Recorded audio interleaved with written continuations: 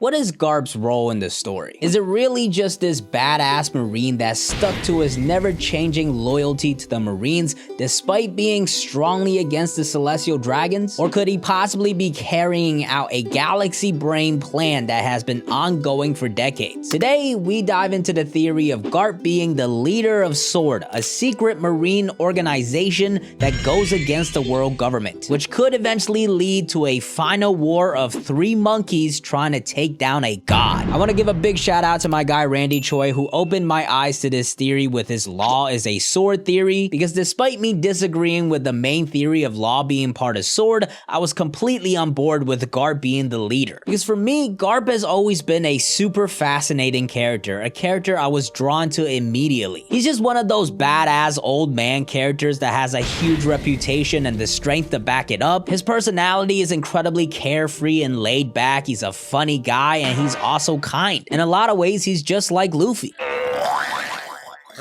Which kind of made it a bit weird that he was a Marine, but it was an interesting premise. And initially, I kind of just chalked it up as Garp is a boomer and he believes that Marines are the good guys and pirates are the bad guys, and that's that. But then things got a lot deeper, and it's all because of Garp's big moment at Marineford.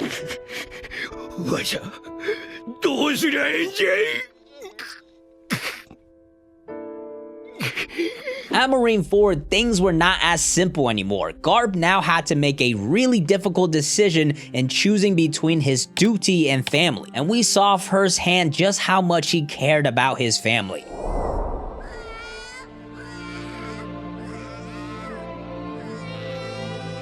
But despite that, never once throughout the entire Marineford war did Garp really take action. And that was a big moment for Garp, because if his belief was really as simple as I'm a Marine and pirates are bad, that moment really showed that he had no backbone to stand up for his family. Because if there was any moment for Garp's perspective to change and to act out against the Marines, that was the moment. And in the end, he didn't do anything. And what makes this especially interesting is Garp's moral code that we've seen throughout the story. Because in reality, Garp actually has a very flexible moral code. He doesn't believe that there's just good people and bad people based on their labels. So his actual beliefs are completely contradictory to this idea that he only believes Marines are good. Because throughout the entire story, we've seen him make several exceptions to other people that should be considered criminals. One of those people is the Pirate King himself, Goldie Roger, who he battled with many times, but also respected. The big instance for both of them is when they actually teamed up at God Valley to fight together against rocks. But an even bigger defining moment for Garp is when he took in Roger's son Ace.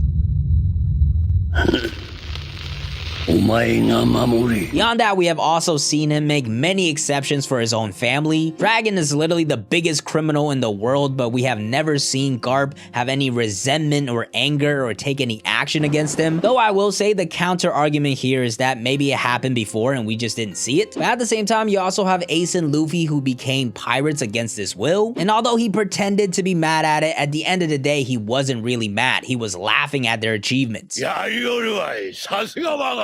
Even when he met up with Luffy right after Enies Lobby when he just declared war on the world government, he just straight up let him go until the very end where he pretended to go after him. And also, it's not just limited to family. Garp straight up gave Ace and Luffy to the Dawn and Mountain Bandits. So clearly, from everything that we've seen from Garp, his moral code is incredibly flexible and he's definitely not one to stick to labels. And to make things even more interesting, he straight up hates the Celestial Dragons. It's the main reason he has consistently refused to level up to an admiral so he doesn't have to be under their control. And even when he had to help them at God Valley, he hated it so much that he never talks about the incident. And just in general, Garp shows no respect towards terrible people no matter what position they hold.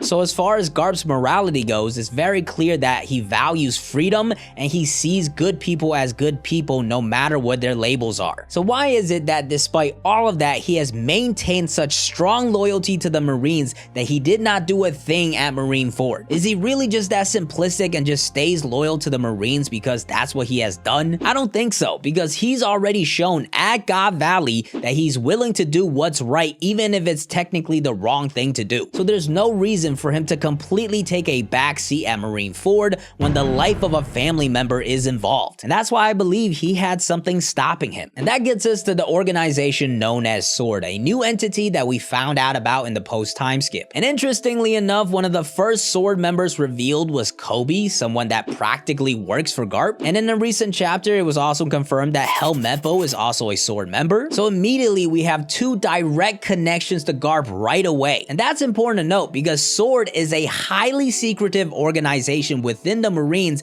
and it's definitely not going to be easy to get in. And although Kobe and Helmeppo might have grown strong, I highly doubt that they're the most capable people within the Marines. Especially with Helmeppo, like he's come a long way, but like, do we really think he's that elite? And then the other thing we have to mention is trust, because if SWORD is really an organization under the Marines, then Akainu must either be the leader or at least be in a position of power with it. Now, of course, SWORD was a thing before Akainu even became the Fleet Admiral, but if SWORD is really just a basic Marine organization, then Akainu must have known about it after he became the Fleet Admiral. And if he has any power within SWORD, do you really think there's any way he would let Kobe in?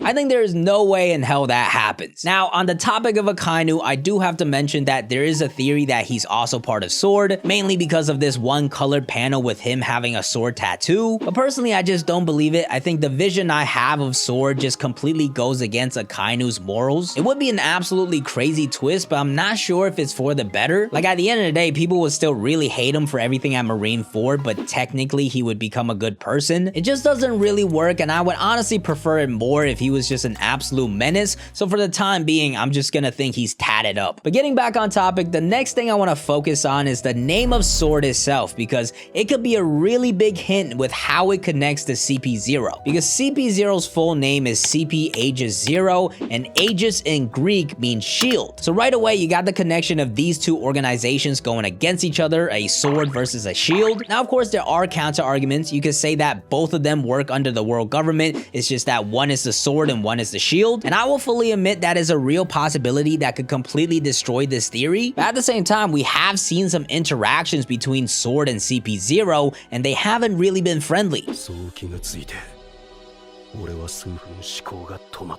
X-Drake and Kobe seemed like they were keeping an eye out on CP0 and saw them as a threat. Eventually, we did find out that CP0 knew about X-Drake being in SWORD, so maybe that's a sign that they're kind of working together. But once again, X-Drake seemed like he had no idea what was going on, and he just immediately attacked them. So from everything that I've seen, I still believe that SWORD is an organization to counter the world government, but maybe the world government is just starting to figure that out. At least that's what I thought until I saw Film Red, which had a moment in there that got me really confused. But with all the other information we've seen so far, I think it's very likely that SWORD was created by Garp to go against the world government. It would just make so much more sense to the moral code that we've seen from Garp, and his big decision back in Marineford would now have some incredible context.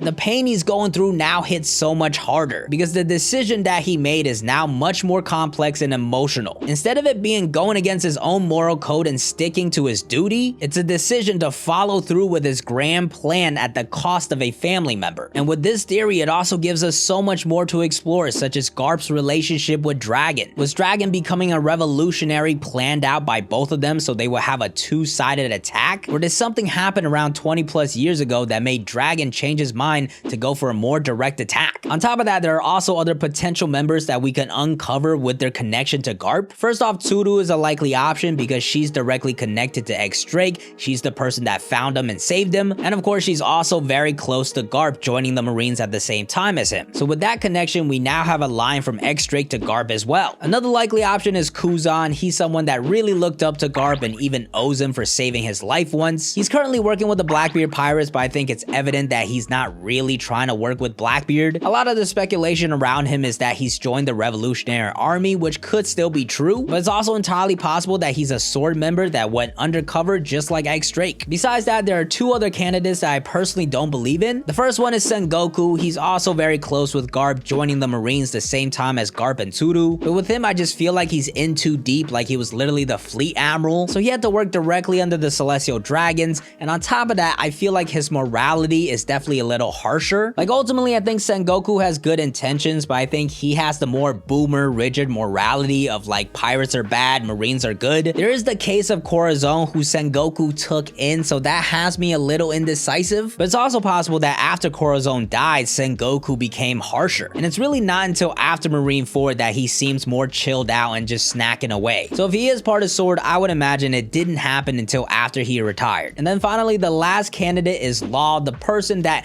kickstarted this entire theory. Make sure to go check out Randy's video. But like I said earlier, I actually don't think Law is a sword member. I think he's straight up just a pirate. The two main connections that he has are Corazon and X Drake. As far as Corazon goes, I felt like he was more focused on the revenge which he got as a pirate. And then you have X Drake, who's an interesting one given that he randomly saved Law in Wano. I feel like the easy connection to make here is that X Drake just found out that the reason he was alive was because of Law and Corazon. So with those two connections, I think there are other explanations for. The only X factor is the Rocky Port incident, which I don't know why Law was involved. And that really brings us to the bigger question of what is this all going to lead to? Because even though we're starting to uncover some potential members and the main motivation, we still don't really know the specifics. And the Rocky Port incident is one of those things because so far, all we know is Law was the mastermind behind it. Kobe came out as a hero for saving people, but he also somehow helped Blackbeard defeat Ochoku and take over Pirate Island. Yeah, I don't know what the hell is going on either. There's really only two guesses I currently have on it. One is a simple one of Kobe just trying to get some more information and he just gets caught up in the situation, but the other guess is actually focused on Rocksteady Zebek because he's a common denominator. Of course, you have Blackbeard who seems to be connected to Rocks. The place was called Rocky Port. It was on Beehive Island, the old base of the Rocks pirates, and even when you look at the actions of another sword member in X Drake, he joined Kaido's crew, someone who is a former Rocks pirate. So could it all actually just be related to Rocks because Garp is connected to Rocks as well? And maybe whatever happened at the God Valley incident is what inspired Garp to create Sword. That's my best guess right now. Things are definitely still a little uncertain, but what I am certain of is that this is all building to the final war against the world government, where we could get the reunion of the Monkey D family and finally find out about their story in an attack against Emu and the world government from 3 different directions, and it will be the moment where Garp reveals his true intentions and makes up for his wrongs at Marineford. Make sure you subscribe. Later.